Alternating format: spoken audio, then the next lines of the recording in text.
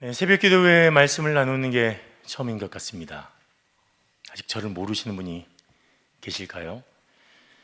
저는 은망 목사로 북일교회 지난 작년 12월 17일에 사역을 감당하게 되었고요. 어떤 분들은 제가 전공을 음악을 했을까, 성악을 전공했나 이렇게 생각하는 분도 계실 텐데, 저는 음악은 전공하지 않았습니다. 학부는 기독교 교육을 전공했습니다. 별 쓸데없는 정교사 2급 자격증이 있습니다.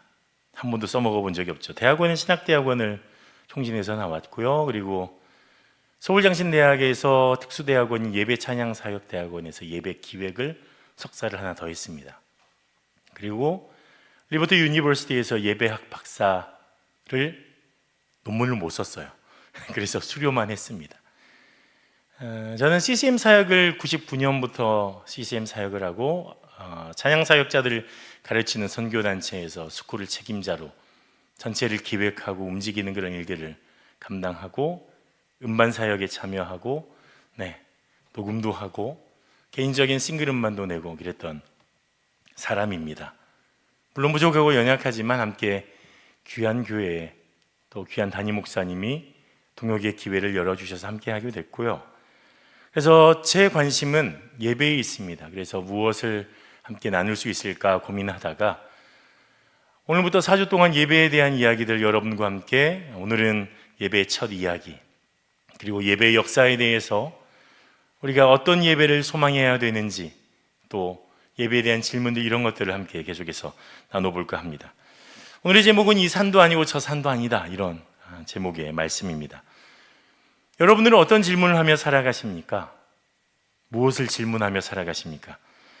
디무노 톨스토이는 사람은 무엇으로 사는가? 라는 이 책에서, 단편 소설에서 우리에게 세 가지 질문을 던지죠. 첫 번째는 사람 속에 무엇이 깃들어 있는가? 두 번째는 사람에게 주어지지 않은 것이 무엇인가? 세 번째는 사람이 무엇으로 살아가는가? 우리는 삶의 수많은 질문을 던지고 그것을 해결해가며 답을 얻어가며 살아가는 것이 우리의 삶입니다. 중요한 것은 정말 좋은 질문을 나에게 던질 수 있어야 합니다. 그런 지혜가 우리에게 있어야 합니다. 그래야 내 삶이 올바른 방향으로 갈 수 있도록 해주는 것입니다. 좋은 질문은 좋은 답을 향한 첫 걸음이 되는 것입니다. 혹시 여러분의 인생의 전환점에 중요한 질문들이 있었습니까? 제가 1997년부터 서울의 강동구에 있는 해림교회가 모교회인데 거기서 교육전사 사역을 시작했습니다. 그러면서 했던 질문이 어떤 사역자가 될 것인가?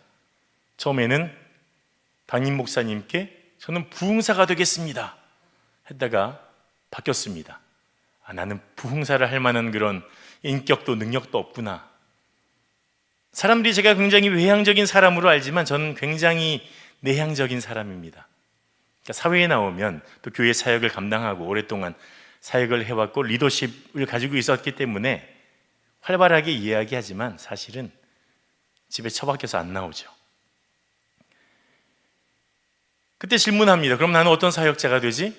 총신에서 기독교 교육을 전공하고 있으니 교육 전문가가 될 것인가? 그러다가 CCM 사역을 CCM 가수가 돼보겠다 하고 CCM 사역을 99년도, 2000년도에 음반을 녹음하며 시작합니다. 녹음하러 들어가서 좌절하죠. 그때 가수 이승환의 녹음실이 있어요. 서울 강동구에, 강동구청 뒤에 드림팩토리라는 거기서 녹음을 하는데 포기합니다. 내가 노래를 정말 못하는구나. 녹음하면서 좌절합니다. 그리고 질문하죠. 그럼 나는 어떤 목회자가 될 것인가? 어떤 사역을 할 것인가? 그리고 결단을 했습니다. 담임 목사는 안 돼야 되겠다. 저는 담임 목회자에 대한 비전이 전혀 없습니다. 제 비전은 조금 이따 나눌게요. 이런 질문들을 해가며 이 질문에 대해서 답을 찾아가며 우리는 우리의 삶을 살아갑니다. 여러분들은 어떤 질문을 하셨습니까? 어떤 질문을 하고 계십니까? 오늘 우리가 만나볼 여인은 자신의 인생을 획기적으로 바꾸는, 그리고 우리 믿음의 삶에서도 너무 중요한 질문 한 가지를 합니다. 20절입니다. 함께 읽어볼까요? 우리 조상들은 이 산에서 예배하였는데 당신들의 말은 예배할 곳이 예루살렘에 있다 하더이다. 사실 이 질문은 이 상황에서 나올 만한 질문이 아니었습니다. 그런데 이 여인은 왜 이런 질문을 할까요? 우선 이 여인의 질문을 한 여인의 정체를 좀 파악을 해보았으면 좋겠습니다. 요한복음 4장 3절 4절을 보면 예수님께서 유대를 떠나서 갈릴리로 이동을 하시게 됩니다. 유대에서 갈릴리로 가려면 간단한 길이 있습니다. 사마리아를 거쳐서 지나가면 됩니다. 그 중간에 사마리아가 있기 때문이죠. 가장 빠른 길이죠. 이스라엘 남쪽에 위치한 유대에서 보편적으로는 동편을 향해서 북쪽에 있는 갈릴리로 올라갈 때는 보통은 사마리아를 지나치지 않습니다. 그래서 한 6일 정도 걸린다고 해요. 중간에 있는 사마리아를 거치면 얼마나 단축이 되느냐? 절반, 3일 정도 걸린다고 합니다. 하지만 유대 사람들은 사마리아를 지나가지 않습니다. 3일의 시간을 더 비해서라도 사마리아를 피해서 돌아가죠. 왜냐하면 유대와 사마리아는 서로 적대적인 관계, 서로 정말 미워하는 관계에 있었습니다. 아수르에 의해서 북이스라엘이 멸망하고 나서 아수르의 이주 정책이 펼쳐집니다. 이 나라를 자기화시켜야 됐기 때문에 이주 정책을 하죠. 그래서 많은 외부의 외국 사람들이 사마리아로 들어옵니다. 이제는 여호와 신앙 한 민족이었지만 혼혈 정책 때문에 혼혈이 일어나게 되죠. 거기다가 많은 외국인들이 자기 나라에서 자기 신들을 가지고 옵니다. 그러니까 사마리아는 혈통적으로, 그다음에 신앙적으로 혼합주의가 되게 된 거죠. 순수함을 잃게 됩니다. 열왕기하 17장 29절을 함께 읽겠습니다. 그러나 각 민족이 각기 자기의 신앙들을 만들어 사마리아 사람이 지은 여러 산당들의 두에 각 민족이 자기들이 거주한 성읍에서 그렇게 하여, 사마리아 사람이 지은 여러 신당에 하나님을 여호와를 예배하는 그런 장소에 사람들이 자기들이 우상을 가져왔습니다. 거기서 제사를 드리죠. 우리말로 하면 예배를 드리기 시작했습니다. 그렇게 혼합되게 됐습니다. 이로 인해서 사마리아 사람들은 여호와를 섬기는 이 상황, 이방신을 섬기는 상황을 함께 만나고 경험했을 뿐만 아니라 그냥 그렇게 섞여 들어갔습니다. 그리고 이런 상황이 오랫동안 지속되자 이제 당연하게 여겨졌을 뿐만 아니라 그들의 순수성은 점점점 옅어지게 됩니다. 그래서 유대 사람들은 순수성을 잃어버린 사마리아를 비난하죠. 또 사마리아 입장에서는 자신들을 향한 비난, 그렇지 않아도 나라가 멸망해서 혼혈됐고 그랬는데 억울함이 있었을 겁니다. 반목의 상황이 됐습니다. 그래서 율법을 지키는 바리새인들은 절대 이곳을 지나가지 않습니다. 사마리아 땅은 밟지 않았습니다. 그런데 예수님께서 이 길로 가십니다. 바리새인들이 이 사실을 알았더라면 반드시 비난할 것이 분명해 보입니다. 그럼에도 예수님은 사마리아를 향해서 걸어가셨습니다. 지름길을 이용하기 위해서, 또 유대로 갈릴리로 빨리 가기 위해서가 아닙니다. 요한복음 4장 4절에 보면 사마리아를 통과하여야 하겠는지라 이렇게 기록되어 있습니다. 이것은 예수님이 어떤 목적을 가지고 사마리아 땅으로 들어가셨다는 겁니다. 그냥 빨리 가려고 한 것이 아니라 거기에는 예수님의 목적이 분명히 있다는 것입니다. 예수님이 다 계획을 가지고 움직이시는 거죠. 자, 그리고 이 계획에서 중요한 역할을 감당하는 것이 오늘 등장하는 이 여인입니다. 사마리아 여인이죠. 자, 이 여인 어떤 여인인가요? 사마리아에 거주하는 이 여인, 유대 신앙 전통, 혈통, 신앙적 순수성에서 벗어난 상태의 이 여인을 예수님이 만나십니다. 그리고 이 여인은 중요한 질문을 했죠. 그러면 이 여인은 어떤 여인일까요? 예수님께서 사마리아의 수가라는 동네에 들어섰습니다.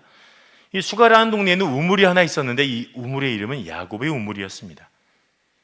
이 우물이 자연적으로 생겨났는지 아니면 이렇게 파가지고 샘을 만들었는지 알 수 없지만 요한복음에서는 이 두 가지 양식 둘 다의 단어를 사용했습니다. 어느 쪽이든지 중요한 것은 한낮에 이 우물의 한 여인이 물을 길러 왔다는 것입니다. 마침 거기에는 예수님이 계셨죠. 우리 성경에서 표현한 유대 시간 제6시는 아주 뜨거운 햇살이 장렬하는 12시 즈음, 정오 즈음입니다.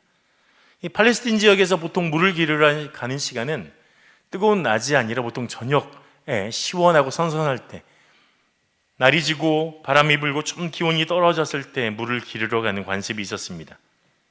그래서 여기에서 이 질문하는 여인에 대해서 우리가 알 수 있는 정보는 무엇이냐?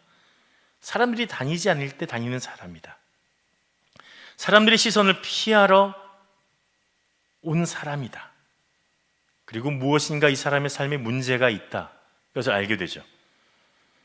이 여인에게 예수님은 물을 좀 달라고 요청하십니다.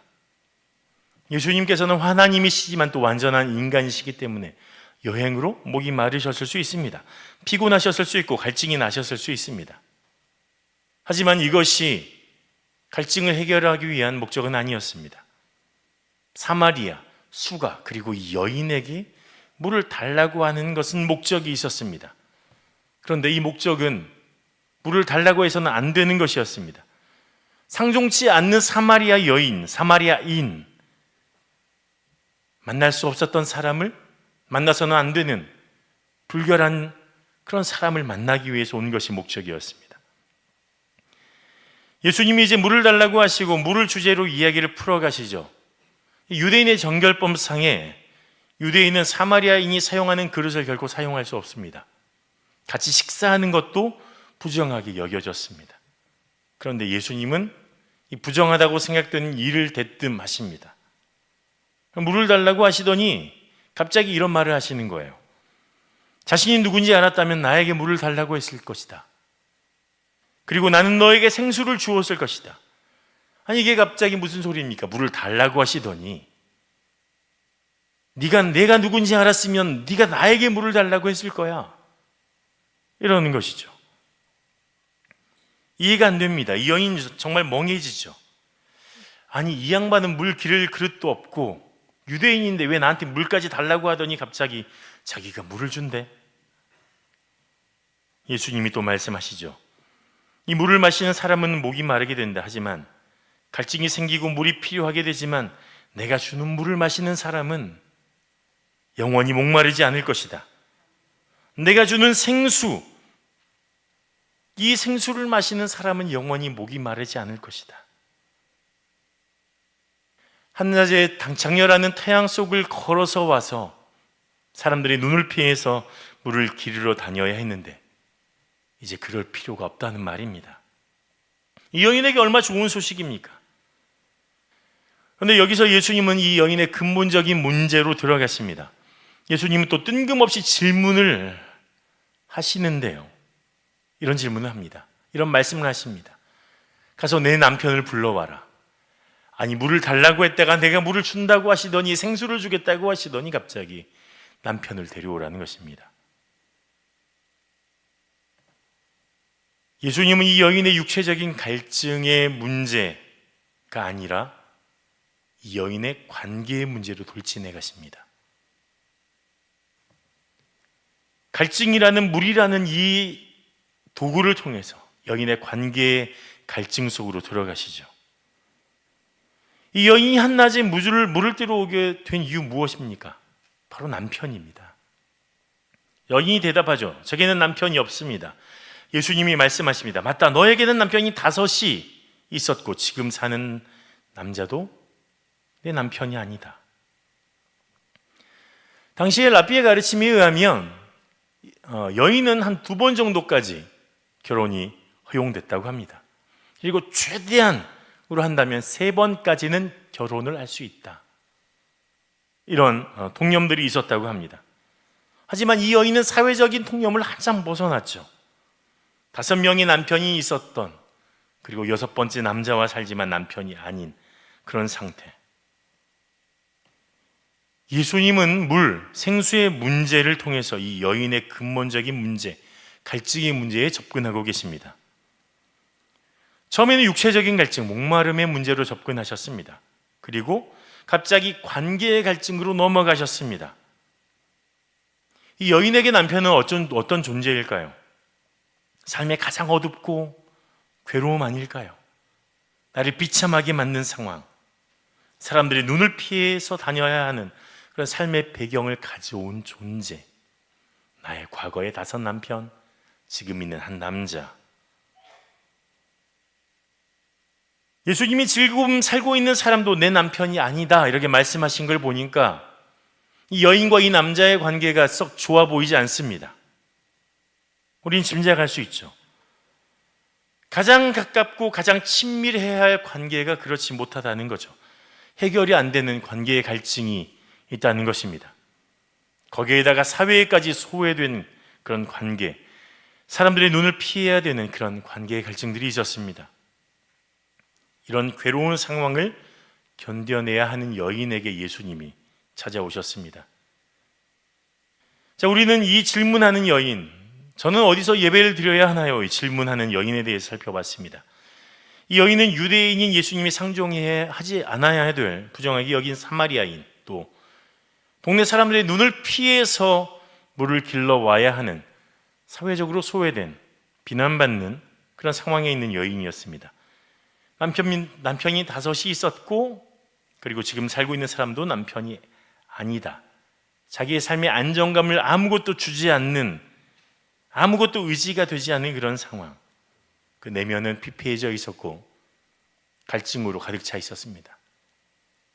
근데 목마름을 해결하기 위해서 물을 길러왔지만 야곱의 우물에서 자신의 진정한 갈증을 해결할 수 없는 사람이었습니다. 그런데 그 사람이 거기서 예수님을 만나죠. 이제 이 여인은 예수님을 만나고 갑자기 뜬금없이 이런 질문을 합니다. 우리 조상들은 이 산에서 예배했는데 당신들의 말은 예배할 곳이 예루살렘에 있다 하더이다. 왜 이런 질문을 했을까요? 물을 달라 그랬다가 물을 주신다고 하셨다가 남편 데려오라고 하셨다가, 근데 여인이 이 말을 듣고 왜 이런 질문을 할까요? 저는 어디 가서 예배를 드려야 되죠? 사실 이 여인은 예배 드릴 자격이 어느 곳에도 없습니다. 예루살렘은 사마리아인이기 때문에 갈 수 없습니다. 막혀 있죠. 예배를 예루살렘으로 드리고 가고 싶어도 불가능합니다. 그렇다면 이 여인이 사마리아에서 예배를 드리러 과연 갈 수 있었을까요? 물 깃는 것조차, 내 목마름을 해결하는 것조차 사람들의 눈을 피해야 되는 사람이 많은 사람들이 모이는 곳에 가서 제사를 드릴 수 있었을까요? 그동안은 자신이 어떤 상태인지 몰랐습니다. 그래서 날마다 내 갈증을 해결하기 위해서 물을 길러왔죠. 내 삶의 문제, 내 내면의 문제들 그냥 그러려니 삶이 다 그런 거 아니겠어? 그러고 살아왔습니다. 하지만 예수님을 만나고 예수님의 말씀을 듣고 알았습니다. 내 삶에 문제가 있구나. 그리고 이 문제는 그냥 삶의 문제, 내 안의 문제, 관계의 문제가 아니라 더 근본적인 문제가 있구나. 나의 문제는 남편과의 관계 개선의 문제가 아니라, 나의 문제는 다른 마을 사람과의 관계의 문제가 아니라, 내 자존감의 문제가 아니라 하나님과의 관계의 문제구나. 영적인 문제구나. 이것을 깨닫게 되었습니다.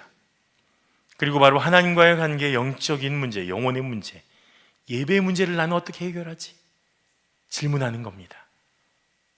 나는 이 문제를 어떻게 해야 될까? 이 문제의 해답을 누가 줄 수 있을까? 나는 예루살렘에도 못 가고 사마리아에서도 못 가고 나는 어디로 가야 되지? 내 앞에서 나에게 생수를 주겠다고 말씀하신 이분은 나에게 대답을 해주실 수 있을 것 같다. 우리가 교회에 와서 예배를 드린다고 내 삶에 있는 문제들이 사라지지 않습니다. 모든 문제가 해결되지 않습니다. 예배를 드리는 이 순간에도 우리의 삶에는 수많은 문제들이 나에게 닥쳐오고 수많은 어려움들이 내 안에서 넘쳐납니다. 하지만 이 영적인 문제의 해결, 예배의 문제는 모든 문제를 해결하는 첫걸음이 됩니다. 모든 문제를 풀어내는 첫걸음이 됩니다. 꼬이고 꼬여서 어떻게 해야 될지 모르는 상황에서 문제 해결의 첫걸음은 하나님과 바른 관계로 나아가는 것입니다. 하나님의 뜻과 지혜를 얻는 것으로 시작하는 것입니다. 사마리아인들은 유대 공동체로부터 배척당했습니다. 이후로 자신들만의 성전을 그리심산에 세웠습니다. 그들은 그리심산에서 이렇게 생각했습니다. 아브라함의 아들 이삭을 희생제물로 하나님께 드리려고 했던 곳, 또 멜기세덱을 아브라함이 만났던 곳, 이스라엘 백성이 약속의 땅에 들어왔을 때 모세가 제일 먼저 제단을 세우고 희생제사를 드린 곳으로 생각하고 그곳에 자신들만의 제단을 쌓았습니다. 예루살렘은 어떻습니까? 순수한 유대인 혈통을 가진 유대인들의 예배 장소로 알려져 있죠. 사마리아인들은 철저히 배척되고 자신들만이 예배를 드릴 수 있는 깨끗하고 경건한 장소였습니다. 신명기 12장 5절에서 말하는 것처럼 오직 너희의 하나님 여호와께서 자기의 이름을 두시려고 너희 모든 지파 중에서 택하신 곳인 그곳으로 바로 하나님이 택한 유일한 예배의 장소로 여겼습니다. 그래서 예수님 앞에 여인이 질문하죠. 저희 예배가 회복되어야 된 걸 알았는데 저는 어디로 가야 됩니까? 어떻게 해야 되죠? 예루살렘으로 가야 될까요? 그리심산으로 가야 될까요? 유대인의 원뿌리가 있는 거룩한 장소, 경건한 장소로 모여있는 곳으로 어떻게든 뚫고 가야 될까요? 아니면 여기에 있는 그리심산이라도 어떻게 뚫고 가야 될까요? 예수님이 이때 대답하십니다. 이 산도 아니고 저 산도 아니다. 이 산 어떤 산일까요? 예루살렘 산도 아니고 그리심산도 아니야. 예배는 그곳에서, 그런 장소에서 드려지는 게 아니다. 사마리아에 있는 모세 오경을 전경으로, 그 모세 오경만 전경으로 인정했습니다. 그래서 불완전한 신지식을 가지고 있었어요. 율법 안에서만. 하나님에 대한 불완전한 지식을 가지고 있다 보니 사마리아인들은 점점점 알지 못하는 예배의 방향으로 가게 됐습니다. 그리고 이들의 예배는 조상숭배의 영역까지 들어갔습니다. 이후에는 조상숭배까지 빠져서 그들의 예배의 중심에 조상숭배가 있었습니다. 그럼 유대인들의 예배는 어떤가요? 하나님의 계명과 율법에 뿌리를 두고 있죠. 그것을 잘 지키는 것이 이들의 관심이었습니다.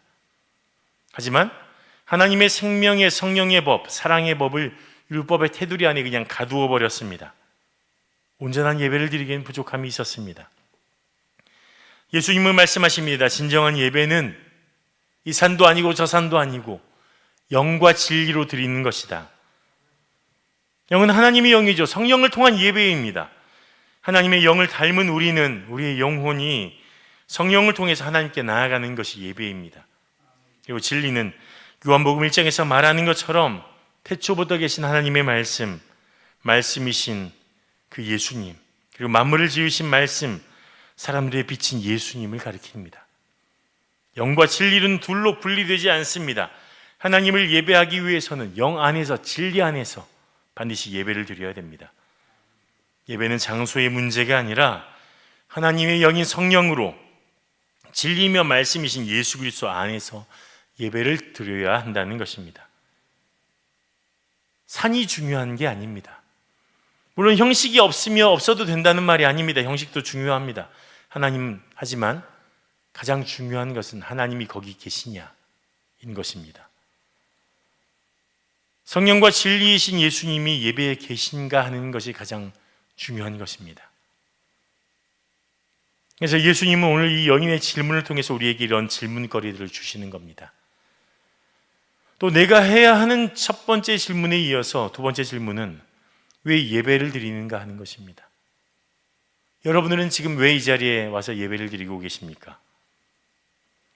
예배가 무엇이기에 예배를 드리고 계십니까? 우리가 예배를 드리는 이유는 하나님이 나를 지으시고 온 땅을 창조하시고 모든 것을 다스리시는 유일한 분이시기 때문입니다. 그리고 그 하나님 나를 찾아오신 거죠. 우리를 사랑하셔서, 나를 사랑하셔서 죄인인 우리에게 예수 그리스도의 십자가 사랑을 전해주시려고 예수님이 친히 오셨고 하나님이 보내셨습니다. 나를 구원하시기 위해서. 그래서 우리가 알아야 될 것은 나의 예배의 이유는 나에게 있지 않다는 것입니다. 이 예배를 드려서 내가 거룩해지고 경건해지는 것이 목적이 아닙니다. 그냥 단순히 나를 찾아오신 하나님, 나를 사랑하신 하나님을 내가 인정하고 그 구원을 기뻐하여 우리는 예배를 드리는 것입니다. 우리가 하나님을 예배하는 예배드리는 이유는 하나님께만 있습니다. 내가 죄인이어서 하나님께 나갈 수 없을 때 예수님의 십자가의 보혈의 은혜가 나를 덮으시고 씻으시고 나를 죄인이 아닌 하나님 앞에 나갈 수 있는 의인으로 만들어 주셨기 때문에 그 보혈을 의지해서 우리는 천부여 의지 없어서 손 들고 갑니다. 이렇게 하나님 앞에 나가는 것입니다. 예배가 뭘까요? 예배에 대해서 다양한 해석들에 대해 공부하고 연구하며 제가 많은 학자들의 또 성경의 이야기들을 살펴보며 예배에 대해서 연구하며 이렇게 저는 정리를 해봤습니다. 예배는 하나님과 하나님의 백성이 나누는 사랑과 성장의 관계. 예배해 주시는 하나님이십니다. 그리고 하나님이 부르신 하나님의 백성 우리가 있습니다. 그리고 이 안에는 관계가 있죠. 그럼 이 관계는 어떤 관계냐? 사랑하는 관계입니다.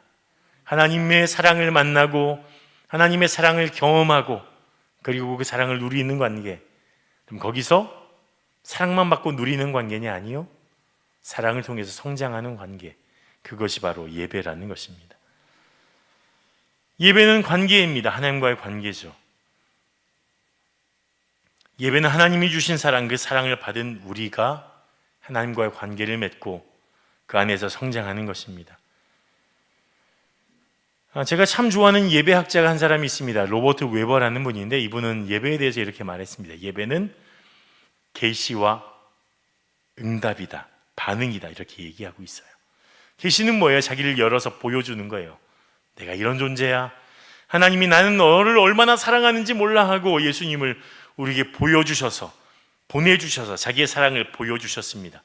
구속해 주셨습니다. 그 사랑에 대해서 우리가 반응하는 거예요. 감사합니다. 내 죄를 깨닫고 나를 찾아오신 그 하나님의 사랑을 받아들인 사람은 반응하는 겁니다. 울고 눈물을 흘리며 감사하며 찬양하는 겁니다. 다양한 표현들이 있죠. 감사하고 영광을 돌리고 헌금 드리고 기도하고 고백 드리는 일들이 바로 그런 것이 되겠죠. 가장 중요한 것은 하지만 이 예배에서 하나님을 인정하고 하나님의 사랑을 만나는 겁니다. 우리 안에 하나님의 사랑의 언어가 충만해야 됩니다. 그리고 성장해야 됩니다. 머물러 있어서는 안 됩니다. 또 우리는 질문해야 합니다. 과연 내 예배는 어떤가? 나의 예배는 괜찮은가? 아더 핑크가 이런 말을 했습니다. 함께 같이 읽어볼까요? 강의 안에 있습니다. 사람들은 예배에 참석하고 품위가 경건하고 찬송가에 참여하고 설교자의 말을 공경하고 헌금에 참여한다면 진정으로 하나님을 경배한 것이라고 생각합니다. 미혹에 빠진 불쌍한 영혼들입니다. 아니 우리가 하는 것 아닌가요? 예배 참석하고 품위 경건하게 옷 갖춰 입고 나와서 찬송하고 설교 듣고 헌금 드리고. 근데 왜 이런 이야기를 할까요? 왜 미혹에 빠진 불쌍한 영혼이라고 할까요? 이것으로 만족하기 때문입니다. 아, 나는 예배 시간에 왔어? 찬송도 드렸어? 헌금도 드렸어? 말씀 들었어? 오케이, 끝. 디모데후서 3장 5절에 경건의 모양은 있으나 경건의 능력은 부인하니 이 같은 자들에게서 내가 돌아서라. 바울이 아들 디모데에게, 사랑하는 영의 아들 디모데에게 한 이야기죠. 경건의 모양이란 말은 경건의 외형이란 말이죠. 모습을 뜻하죠. 경건의 형식이 절대적으로 필요합니다. 우리가 오늘 예배 형식을 빌어서 예배를 드리고 있죠. 찬송도 하고 대표 기도도 하고 이런 다양한 형식들이 있습니다. 그래서 이 형식은 참 중요합니다. 아무리 맛있는 음식을 해도 그릇에 담지 못하면, 그릇이 없다면 어떻게 될까요? 제대로 된 요리를 담아낼 수 없죠. 그래서 그 음식에 딱 알맞는 그릇, 정말 딱 알맞는 청국장이 보글보글 끓면 뚝배기가 필요하고, 맛 좋은 양식 스파게티나 파스타나 아니면 스테이크를 했다면 그에 맞는 좋은 예쁜 접시가 있다면, 그렇게 내온다면 딱 알맞지 않겠습니까? 딱 알맞는 그릇, 바로 그것이 형식, 경건의 모양이라 할 수 있습니다. 요즘에는 많이 사용되는 말이 플레이팅, 이런 말 많이 사용합니다. 이게 무슨 말이냐면 음식을 접시 위에 올려놓는 일, 그게 플레이팅이라고 하죠. 꽤 비싼 음식점에 가면 꽤 좋은 식기의 그릇에 아주 예쁘게 음식이 담겨 나옵니다. 그래서 정말 정상급 레스토랑은 음식만 연구하는 게 아니라 이 음식을 어떻게 담아내는가, 무엇과 무엇이 섞고 어떤 모양으로 만들 것인가를 연구한다고 합니다. 그래서 이런 원칙들이 있다고 해요. 제가 이렇게 찾아보니까 음식을 중앙에 놓지 말아라. 여러분 항상 가운데 놓으셨죠? 플레이팅은 살짝 비껴서 놓는 게 예쁘대요. 또 배색을 사용해라. 그러니까 그릇과 또 음식들이 다양한 색깔이 어우러질 수 있도록 접시를 가득 채우지 말아라. 권사님들은 제가 신방 다닐 때마다 항상 가득 채워 주시더라고요. 전에 교회에서 제발 그만 주세요 해도 가득 채워서 더 드시라고 하는데 가득 채우지 마실 것을 추천드립니다. 지나치게 많은 종류의 형태를 사용하지 말아라. 심플하게 해라. 이런 다양한 원칙들이 있다고 합니다. 그런데 이렇게 멋진 접시에 멋지게 음식을 담아냈는데 그 음식이 상했다면 어떻게 될까요? 버려야죠. 항의해야죠. 문제가 있는 것입니다.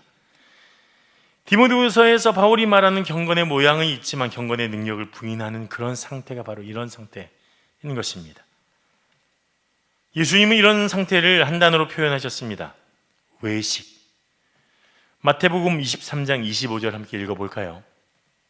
마태복음 23장 25절입니다. 화 있을진저 외식하는 서기관들과 바리새인들이여 잔과 대접의 겉은 깨끗이 하고 그 안에는 탐욕과 방탕으로 가득하게 하는도다. 예수님이 서기관들과 바리새인들을 향해서 경건의 모양에 대해 이렇게 평가하죠. 율법을 세세하게 따져가면서 그걸 지키고 그걸 아름답게 만드는 것, 깨끗한 경건의 모습, 모양은 있는데 너희 안에, 너희 그릇 안에 담겨야 할 정의와 긍휼과 믿음을 잃어버린 상태, 너희가 그런 상태야. 보여지는 것에만 관심을 두고 깨끗한 옷을 걸치고 금식하고 11조를 드리지만 정작 이웃을 사랑하지도 않고 관심도 두지 않는 상태가 너희들이야. 그걸 바로 외식이라고 예수님은 말씀하십니다. 하물며 어떻게든 율법만 지키면 된다는 생각에 정작 중요한 하나님의 사랑의 계명은 저버리고 사랑에 대해서는 전혀 관심이 없는 그런 믿음이 외식이야. 그래서 이어서 말씀하시죠. 마태복음 23장 27절입니다. 화 있을진저 외식하는 서기관들과 바리새인들이여 회칠한 무덤 같으니 겉으로는 아름답게 보이나 그 안에는 죽은 사람의 뼈와 모든 더러운 것이 가득하도다. 무덤을 파본 적이 있으십니까? 저도 없습니다. 하지만 무엇이 있는지 알죠. 썩어 있는 것들, 냄새나는 것들, 겉은 아름답게 포장하고 그럴듯해 보이지만 그 안에는 부패하고 죽음으로 가득 찬 것들이 있다. 구체적으로 마가복음 7장 6절에서 9절에는 이렇게 이야기합니다. 이르시되 이사야가 너희 외식하는 자에 대하여 잘 예언하였도다. 기록하였으되 이 백성이 입술로는 나를 공경하되 마음은 내게서 멀도다. 사람의 계명으로 교훈을 삼아 가르치니 나를 헛되이 경배하는도다 하였느니라. 너희가 하나님의 계명은 버리고 사람의 전통을 지키느니라. 또 이르시되 너희가 너희 전통을 지키려고 하나님의 계명을 잘 저버리는도다. 어떤 사람들이라고요? 자신들이 가진 전통을 지키려고 하나님의 계명을 저버렸다는 거예요. 우리가 가진 율법을 지키려고, 우리가 가진 그동안의 전통을 지키려고 하나님의 정작 사랑의 계명, 믿음의 계명, 긍휼의 계명은 버렸다는 겁니다. 그것을 예수님이 뭐라고 표현하신다고요? 외식이라고 표현한다고요. 겉만 번지르한 무덤이라고 말한다고요. 서기관과 바리새인들의 관심은 하나님을 사랑하고 이웃을 사랑하는 데 있지 않았습니다. 이들의 관심은 어디 있습니까? 율법을 잘 지켜서 경건하게 보이는 자기 자신에게 관심이 있었습니다. 하나님이 모세를 통해서 주신 율법, 그것 이후에 추가된 장로들의 해석, 이것을 지켜내는 것, 잘 지키는 나 이거 너무너무 잘 지켰어. 거기에 관심이 있었던 것이죠. 하나님이 우리에게 율법을 주신 이유가 무엇입니까? 왜 우리는 율법을 지키죠? 이 율법을 지킬 수 없는 나를 발견하라고. 내가 하나님의 모든 율법을 지킬 수 없는 죄인이구나. 두 번째는 그래서 나는 하나님을 바라볼 수밖에 없구나. 세 번째는 그래서 나는 하나님께 나아가서 하나님을 의지할 수밖에 없는 존재다. 그렇게 하나님께 나아가라고 율법을 주신 것입니다. 예배 시간에 예배 안에 있는 모든 순서에 참여하면 예배가 끝난 것입니까? 아닙니다. 예배 안에서 하나님을 만나고 하나님의 사랑을 만나고 그 사랑을 누려야 예배인인 것입니다. 여러분 안에는 경건의 모양이 있으십니까? 아니면 경건의 능력이 있으십니까? 예배는 열매를 맺어야 됩니다. 변화되어야 됩니다. 모양은 중요합니다. 하지만 모양은 절대 모든 것이 될 수 없습니다. 가장 중요한 것은 경건의 능력입니다. 그 안에 담겨 있는 하나님의 성령의 생명의 긍휼과 정의와 사랑의 법이 담겨 있어야 합니다. 우리가 드리는 오늘 예배 가운데도 하나님의 마음이 하나님의 사랑이 담겨 있기를 소망합니다. 그리고 여러분의 예배가 그런 예배가 되었으면 좋겠습니다. 우리가 아는 지금까지 지내온 것이라는 찬송이 있습니다. 예배는 반드시 변화를 가져옵니다. 사랑하는 사람은 변화합니다. 지금까지 지내온 것의 작사가는 놀랍게도 일본인입니다. 사사오데스 사부로라는 목사님이십니다. 이분은 전형적인 불교 가정에서 일본에서 태어났습니다. 오형제 중에 막내로 태어났는데 중학교 시절에 갑작스럽게 폐렴에 걸려서 죽을 고비를 여러 차례 넘겼습니다. 간신히 완치를 하고 나서 해군에 가고 싶어서 군인이 되고 싶어 해군에 지원했지만 병력 때문에 탈락했습니다.